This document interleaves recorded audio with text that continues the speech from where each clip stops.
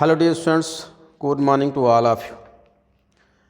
आपके परीक्षा के लगभग 2 महीने बचे हुए हैं, तो आपकी तैयारी पहले की अपेक्षा और सुचारू रूप से चल रही होगी।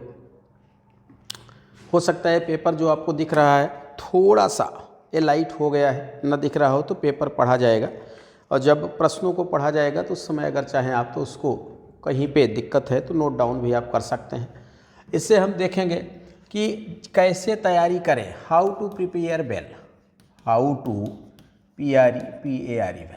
हम अपनी तैयारी को और अच्छा कैसे बनाएं, क्योंकि कई बार होता है कि हम एक ही तरीके का लेबर करते चले जाते हैं। हमको लगता है कि जो हमारा ट्रेडिशनल अप्रोच है about the preparation for the examination, that is good for us, हमारे लिए अच्छा है। लेकिन हमेशा 2 प्रकार की सोच होनी चाहिए मेरे हिसाब से। एक, हम व्यक्तिगत क्या सोचते हैं, what are my individual thinking about me. हर एक व्यक्ति स्वाभाविक है कि अपने बारे में अच्छा ही सोचता है, कोई भी कभी भी अपने बारे में गलत नहीं सोचता है।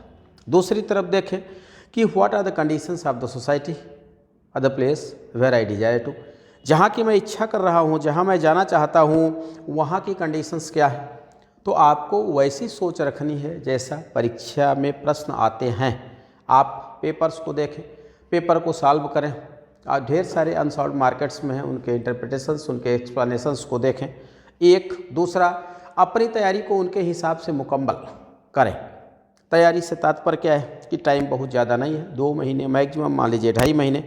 तो अब जो भी टॉपिक आप पढ़े उसको क्लैरिफाई करते चलें, एक एक को उसी समय क्लोज करते चलें, अपनी डेडलाइन को शार्ट कर लीजिए। और एक टॉपिक जिसको तैयार करिए, अब आपको दोबारा उसको पढ़ने की ज़रूरत ना हो।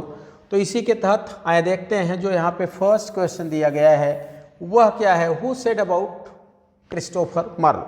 बहुत नॉर्मल प्रश्न है, आपने कई बार पढ़ा होगा। Who said about Christopher Marlowe, Marlowe's mighty lines, यह किसने कहा। तो यह किसने कहा, यह आपने कई बार पढ़ा होगा, आपको याद भी होगा। याद का मतलब क्या, जैसे आप देखेंगे तो खट से याद आ जाएगा कि बेन जॉनसन। तो आए अब हम देखते हैं कि अगर बेन जॉनसन ने कहा, जो रेस्ट ऑफ ऑप्शन हैं जॉन ड्राइडन, शेक्सपियर, मिल्टन, यह नहीं सही है, आपको पता है। यह प्रश्न इसलिए नहीं दिया गया है कि आपको नहीं पता है, बल्कि इसलिए दिया गया है कि आइए देखें इससे और कितने प्रश्न हम तैयार कर सकते हैं। फॉर एग्जाम्पल, अगर बेन जॉनसन है तो बेन जॉनसन के बारे में जो महत्वपूर्ण चीज़ें हैं हम क्या क्या याद करें। हमारे लिए यह तो महत्वपूर्ण ही है कि Marlowe's mighty lines are stated by, the title Marlowe's mighty lines was given by, किसने दिया, यह तो महत्वपूर्ण है। बेन जॉनसन महोदय को क्या रिगार्ड किया जाता है, the first unofficial poet laureate of English literature कहा जाता है। आप इसको भी तैयार कर लें, तो दोनों को तैयार करें। 2 को पूछा जाता है, ज़्यादातर होता क्या है कि आप एक को ही तैयार करते हैं। द फर्स्ट को तो तैयार कर लेते हैं, द सेकेंड को भूल जाते हैं। द सेकेंड से हमारा तात्पर्य क्या है कि was the second unofficial poet laureate of English literature. 2 थे, एक अगर बेन जॉनसन है तो दूसरे कौन है, सर विलियम डी एबनेट, 1638। इनको भी याद रखिएगा। एक अगर फर्स्ट आप तैयार करते हैं किसको, बेन जॉनसन को, तो सॉरी बेन जॉनसन को तैयार करते हैं, तो दूसरा इनको भी तैयार करिएगा, विलियम डी एबनेट, इनको भी तैयार करिएगा। यह कब बनते हैं, 1638 में बनते हैं। अब पहली बार जो फर्स्ट ऑफिशियल पोएट लॉरिएट की टाइटल किसको दी जाती है, वो तो आपको पता ही है, जॉन ड्राइडन महोदय को दी जाती है। फर्स्ट ऑफिशियल जो पोएट लॉरिएट की टाइटल है वह किसको दी जाती है, वह ड्राइडन महोदय को दी जाती है। तो चले, हमने अभी एक फैक्ट देखा, एक फैक्ट हमने क्या देखा कि बेन जॉनसन महोदय के बारे में इनको क्या कहा जाता है, the first unofficial poet laureate of English literature. तो पूछा जा सकता है, then who is regarded the second unofficial poet laureate of English literature, तो विलियम डी एबनेट। अब देखें तीसरा इनके बारे में महत्वपूर्ण प्रश्न है बेन जॉनसन के बारे में कि Ben Jonson began his dramatic career as an actor. जैसे शेक्सपियर महोदय को परीक्षा में पूछा जाता है कि Shakespeare began his dramatic career, तो फ्रॉम एक्टिंग हो गया, इन्होंने शुरू किया। इनके जो महत्वपूर्ण प्लेज हैं उनमें पूछता है कि which was the first play of Ben Jonson, where he has given the definition of comedian, Shakespeare has also performed role in it. ढेर सारे प्रश्न बनते हैं जहां उन्होंने कॉमेडी की परिभाषा दी है या जहां उन्होंने रोमांटिक कॉमेडी को डिनाउंस किया है, निंदा किया है। विलियम शेक्सपियर महोदय ने किस बेन जॉनसन के प्ले में रोल निभाया, फर्स्ट प्ले कौन सा था, इसके लिए क्या, every man in his humour, आपको तैयार होगा, 1598 का होता है। इनके जो प्लेज हैं वह सटायरिकल है। इनमें और शेक्सपियर में एक अंतर है कि बेन जॉनसन है himself invented the themes of his plays and taken the burning issues of the society. Shakespeare has taken the source from the past books of literature, Greece, Rome, etc. मैंने ये बाहर से विषय वस्तु को लेकर के पुरानी चीज़ों को नए कलेवर में दिया जो कि प्रेजेंट में एप्लीकेबल हैं, उनको उसमें कास्ट किया या खुद करते थे। इनकी जो फेमस है, जैसे आपको तैयार होगा वाल्पो ने, यह क्या है, डार्क कॉमेडी कहा जाता है। यह किस पे सेंटर्ड है, about bitter grid and corruption है। 1606 का वाल्पो ने, बहुत फेमस है। अल्केमिस्ट तो आपको पता ही होगा, यह क्या है, डिसेप्शन ट्रिकरी 1610, इनकी बहुत महत्वपूर्ण रचना है। बार्थोलोमेव फ्रायर, यह सटायर्स ऑफ सोसाइटी 1610। अब इसके बाद देखते हैं कि इनको एक बार गिरफ्तार भी किया गया था, या यूँ कहें 2 बार किया गया था। आई लव द डॉग्स बड़ा फेमस इनका है, यह ज्वाइंट वेंचर था। इसके लिए कहा जाता है कि कुछ दिन के लिए इनको गिरफ्तार किया गया था, ये पैटर्न से उलझ गए थे। दूसरा जब इन्होंने फ्रेंड की हत्या कर दिया था। अब देखें शेक्सपियर बेन जॉनसन महोदय किसके लिए पॉपुलर है, तो जो इनकी सोशल कॉमेडी है उसके लिए पॉपुलर है, मास्क प्लेस के लिए पॉपुलर है। अब आइए हम देखते हैं, ये तो फैक्ट हो गए किसके बारे में, बेन जॉनसन। कहने का मतलब अगर आपको ऑप्शन 1 मिलता है तो मैक्सिमम चीज़ें वहाँ से गैदर कर लें, एक शॉर्ट में आप लिस्ट बना लें कि important plays of Ben Jonson with date of publication and gist, इतना आप उसको तैयार कर लें। अब यह जो स्टेटमेंट है कि मार्लोज माइटी लाइन्स, यह किस लिए दिया गया है, तो for the theme and for method of treatment both, दोनों के लिए इन्होंने दिया है। इनकी यह रचना है, अगर आपने पढ़ा होगा कि to the memory of my beloved author mister William Shakespeare, यह 1623 में प्रकाशित होती है। ढेर सारी इसकी लाइनें हैं। He was not for an age but for all the time, small Latin less Greek दिया है, इसी में है। इसी में इन्होंने शेक्सपियर की तुलना किससे किया है, एकिलस, सोफोक्ल, यूरिपिडीज से इन्होंने तुलना किया है। तो कहने का मतलब जब एक टॉपिक को हम पढ़ें, हमारा टॉपिक क्या था, हमने एक ही प्रश्न को देखा, वह क्या था, हमारा जो टॉपिक था वह बहुत छोटा सा था। हमने एक प्रश्न को देखा कि who said Christopher Marlowe's mighty line, तो इन्होंने किस लिए कहा, दोनों के लिए कहा। एक तो मार्लोज का देख, beautiful example of blank versus visual in his Chamberlain the great, अगर आपने पढ़ा होगा या डॉक्टर फास्टस पढ़ा होगा। तो एक तो देख रहे हैं कि the coining of the words, शब्दों को जिस ढंग से उन्होंने एक के बाद एक क्वाइन किया है। दूसरा देखें, क्वाइन का मतलब पिरोना है या गढ़ना बनाना है। दूसरा देखें जो सब्जेक्ट मैटर है। नेक्स्ट क्वेश्चन की तरफ चलते हैं कि what is the meaning of hallucination, hallucination से तात्पर्य क्या होता है। तो हेल्यूसिनेशन आपने पढ़ा है, हेल्यूसिनेशन से क्या तात्पर्य होता है, इल्यूजन होता है या रिवरी होता है, दिवास्वप्न होता है, या यूँ कहें कि कन्फ्यूजन होता है, भ्रम होता है। तो अब यहाँ पे देखें, यह ब्लैंक, प्यूरिटी, यहाँ पे क्या है, रूरल तो होगा नहीं, अननोन प्लेस भी नहीं होगा, रूरल देहाती हो गया, प्यूरिटी शुद्धता, एक बचता है यहाँ पे। जब आप परीक्षा में प्रश्न सॉल्व करें तो वहाँ यह भी ध्यान रखें, जब आप परीक्षा में प्रश्न सॉल्व करें तो वहाँ यह भी ध्यान रखें कि जो हम देख रहे हैं, जो हम चीज़ों को देख रहे हैं ऑप्शन के रूप में, उनकी मीनिंग क्या निकल रही है। जैसे मीनिंग आप होल्ड करने का प्रयास करेंगे तो बन जाता है। व्हाट इज सजीवरा, तब ये तो आपको पता है। यह क्या होता है, अलाइन कंटेनिंग कॉन्सोनेंट्स, यह क्या हो जाएगा, लिटरेशन, रिदम है नहीं, तो अपाज इंडिकेटेड बाई कामा हो जाएगा। Paradise Lost is considered the greatest epic of English literature because it has grandeur of style, it has sublimity of thoughts, the theme is fall of man, all of above। अब इसमें all of above हो जाएगा क्योंकि Paradise Lost के बारे में सब कुछ सही है। Paradise Lost के बारे में जितनी चीज़ें दी गई हैं सब ही सही है, तो इसमें डी हो जाएगा। Next, what is in the name, a rose by any other name would smell as sweet, नाम में क्या रखा है, अगर गुलाब को आप गुलाब न कहेंगे, और सही भी बात है। तो qualities counted in the life of man, not the titles. Quality countable होती है, यद्यपि टाइटल्स क्वालिटी के हिसाब से बनती हैं, but the titles are always not true, हमेशा टाइटल सही नहीं होती हैं। तो यह किसका स्टेटमेंट है? यह जूलियट रोमियो से कहती है कि suppose that you are not going to digest me, तो आपको नाम में क्या रखा है? आपका जो डायनेस्टी कॉपलेट है उसको इग्नोर कर दीजिए, हमको यहाँ से इग्नोर कर दीजिए, तो ये दोनों क्या कहीं ना कहीं से हम क्या हो जाएंगे? We are merely the male and female, तो क्या हो जाएंगे? न तो हम कॉपलेट रह जाएंगे और न तो आप मोन्टैग रह जाएंगे। तो यह क्या है? इसका बी हो जाएगा। In which poem do the following lines occur? They flash upon that inward eye which is the bliss of solitude, the education of nature, Tintern Abbey, daffodil, solitary reaper. अब ये तो लाइन्स भाई अगर आप पढ़े हैं तभी होगा। और ध्यान रखिएगा इससे पूछा जा चुका है different moods of DIFFERENT, different moods of nature. Moods of nature Wordsworth ने कहाँ प्रेजेंट किया है? तो वह कहाँ है? डैफोडिल्स में है। जैसे डिफरेंट मूड्स ऑफ मैन कहाँ है? तो टिंटर नेबी में है। यह परीक्षा में आया हुआ प्रश्न है कि वेयर वर्ड्सवर्थ हैज प्रेजेंटेड या where Wordsworth has given the different moods of man, तो क्या हो जाएगा? Tintern Abbey. Where Wordsworth has given the different moods of nature, तो क्या हो जाएगा? डैफोडिल्स हो जाएगा। उल्स वाटर लेक, तो यह हो गया इसका C. Who said this go and catch a falling star? Fallen लिखा है FALLING होगा, go and catch a falling star. John Dryden, John Donne, John Milton, Ben Jonson, तो यह किसका है? जॉन डन की पोयम है।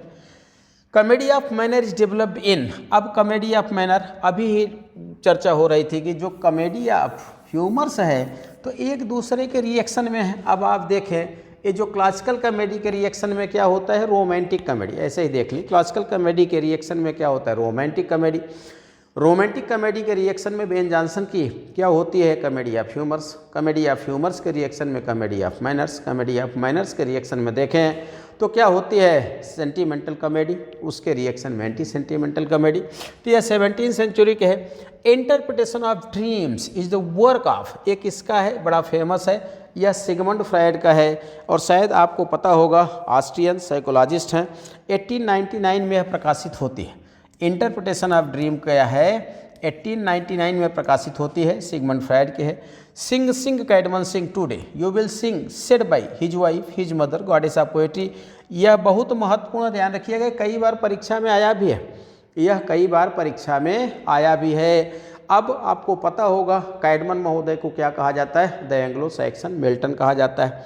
इनका जो लॉन्गेस्ट क्रिएशन है पैराफ्रेजेज, इनका जो लॉन्गेस्ट क्रिएशन है पैराफ्रेजेज, उसको क्या कहा जाता है? The Paradise Lost of Anglo Saxon period. तो यह गॉडेस ऑफ पोएट्री हो जाएंगी। Next, when the British Broadcasting Corporation BBC was founded 1922 by royal charter. 1922 में लंदन में इस्टेब्लिश होता है कि for the broadcasting of the world wise news. Next है doctor Pinch a character in the play. अब doctor Pinch कहाँ है? अगर आपने पढ़ा है, हर बार कहते हैं कि self labour is the best method as I think. आप थोड़ा सा प्रश्न बनाना सीखें। प्रश्न बनाने से हमारा तात्पर्य क्या है कि कैरेक्टर की लिस्ट बना लें। तो प्रश्न है which doctor Pinch is a character, तो अगर आपने पढ़ा होगा तो यह कहाँ है? कॉमेडी ऑफ एरर्स में है। For which play Shakespeare has used these lines among all the characters of the play? I like the most Adam because according to his name he has perform his duty. अब इसमें कुछ देखना ही नहीं है, अगर आपने पढ़ा होगा तो यह भी दिया जाता है कि Shakespeare himself has perform the role of Adam. Adam कौन है?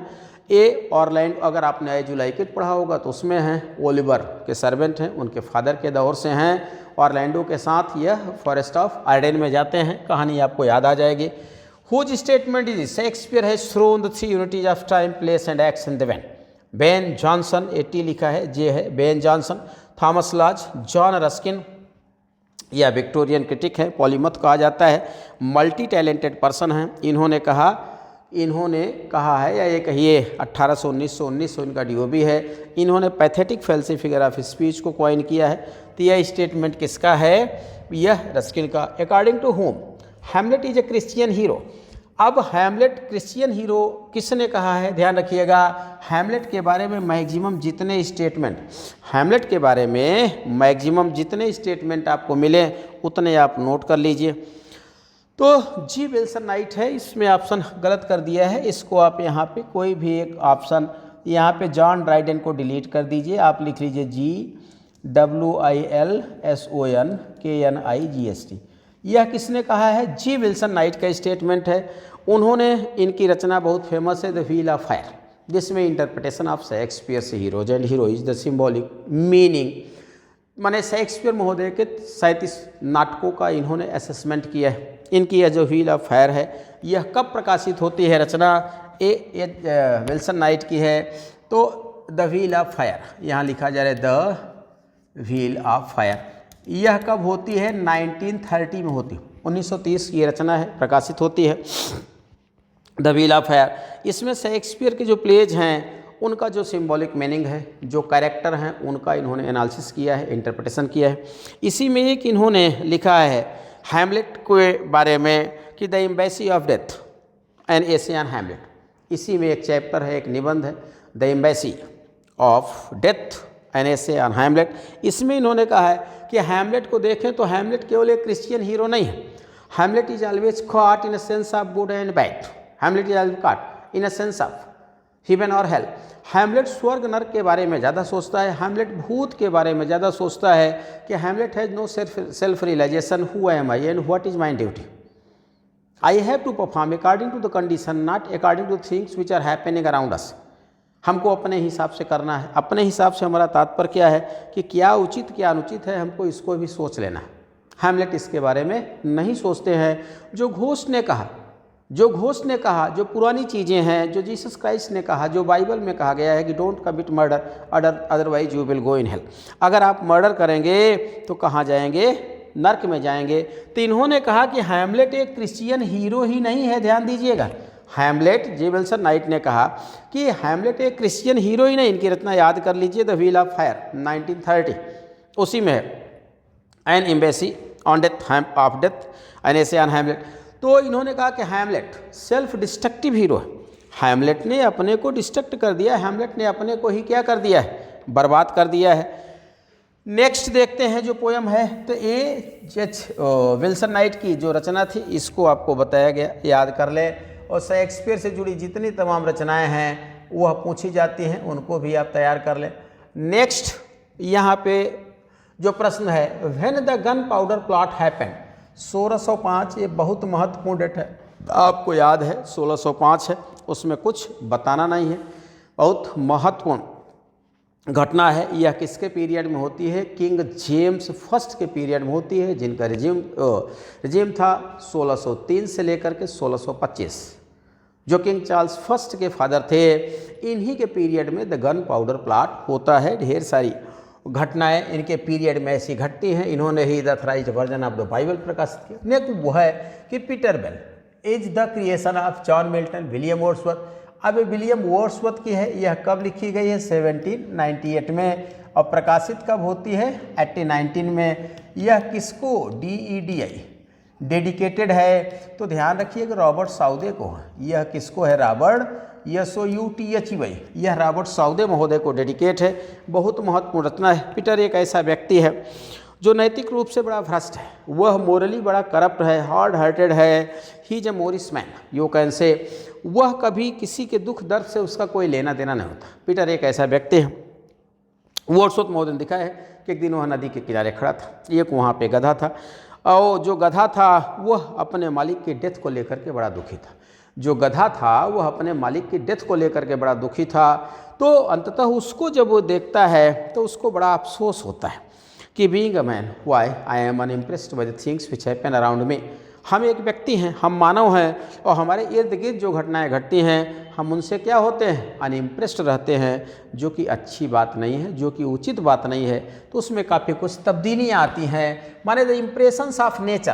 तो यह किसका है? विलियम वर्ड्सवर्थ का है। Who said the poet is a man speaking to man.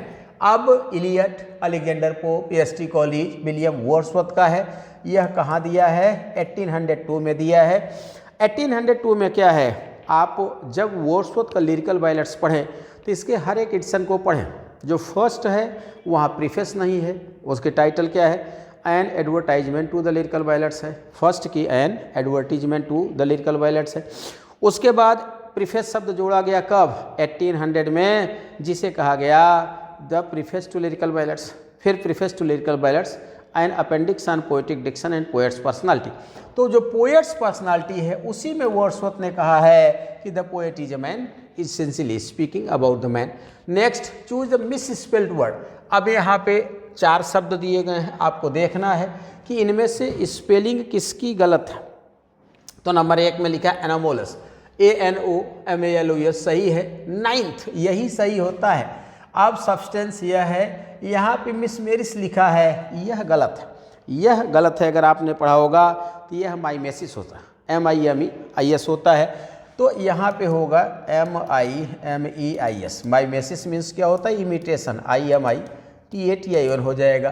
Complete the following sentences. I am looking forward to see my friend होगा, have seen my friend होगा, सीइंग माई फ्रेंड होगा, having होगा। अब इसमें आप बताएं, इसमें आप बताने का प्रयास करें कि यहाँ पे क्या होगा। ज़्यादातर लोगों को देखिए तो यह फॉरवर्ड को अलग मान लेते हैं और टू को अलग मान लेते हैं। तो जब टू को यहाँ पे इन्फिनिटिव मान लेंगे तो क्या हो जाएगा? टू सी माई फ्रेंड, लेकिन यह गलत है।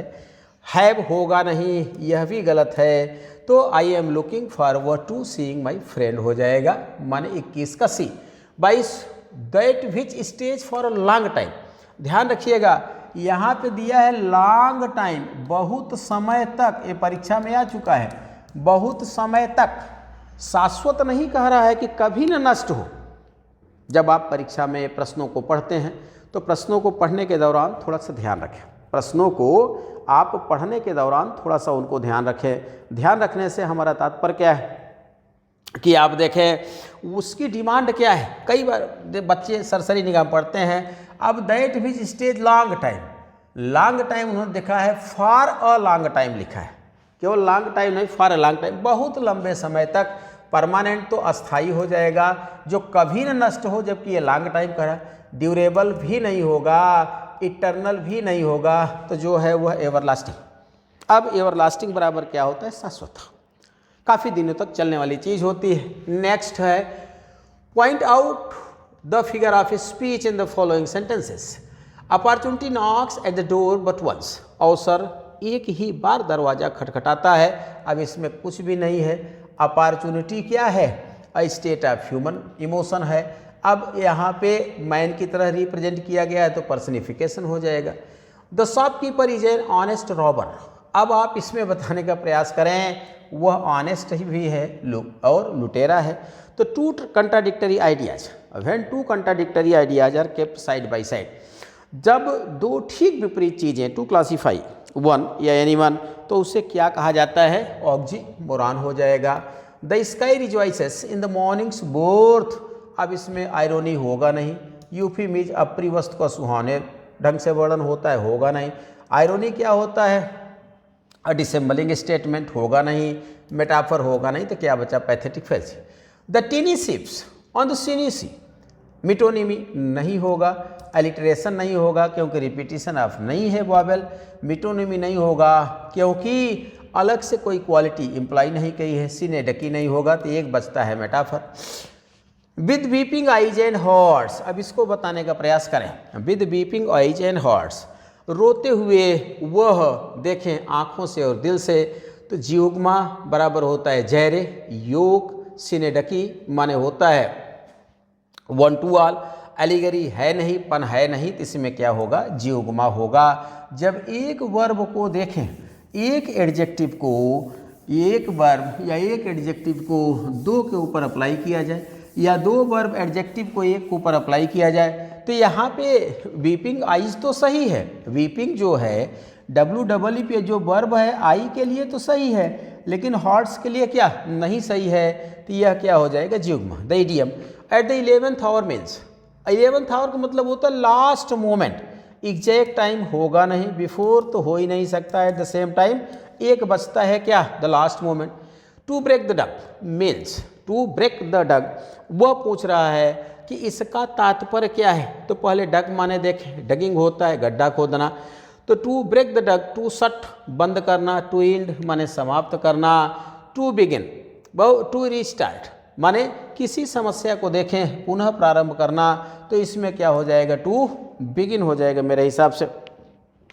इसमें देखें तो सॉरी टू बिगिन हो जाएगा। Next of and on, of and on का मतलब क्या हो गया, अब ऑफ एंड ऑन माने होता है ऐसी चीज़ जो रुक रुक करके होती है, तो इरेगुलरली हो जाएगा, पुट टुगेदर होगा ना, इरेगुलर तो है नहीं, स्टे लॉन्ग नहीं है। Who was the father of classical comedy, अब इसमें जो दिए गए हैं वह कौन हो जाएंगे, बेन जॉनसन हो जाएंगे। वैसे अगर एंशिएंट कॉन्सेप्ट में देखेंगे तो एंशिएंट कॉन्सेप्ट में हम जाएंगे तो बेन जॉनसन के सिवा कौन हो जाएंगे, वहाँ पे अगर जाएंगे तो अरिस्टोफेन्स हो जाएंगे, वह है नहीं तो 31 कवि।